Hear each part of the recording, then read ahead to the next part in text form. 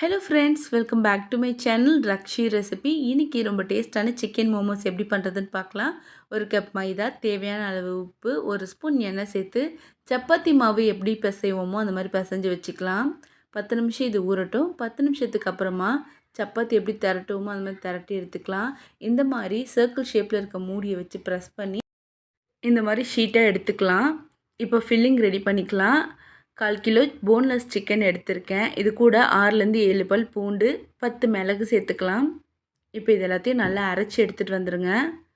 இப்போ இது கூட ஃபைனாக சாப் பண்ண ஆனியன் சேர்த்துக்கலாம். நான் இன்றைக்கி ஒரே ஒரு ஆனியன் சேர்த்துருக்கேன். ஒரே ஒரு பச்சை மிளகாய் சேர்த்துக்கலாம். கொஞ்சமாக கொத்தமல்லி தழை சேர்த்துக்கலாம்.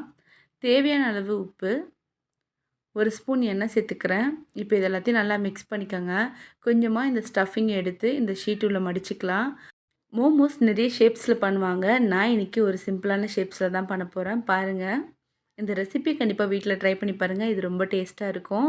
மோமோஸ் சட்னி ரெசிப்பியை நான் ஷார்ட்ஸில் போடுறேன், கண்டிப்பாக பாருங்கள்.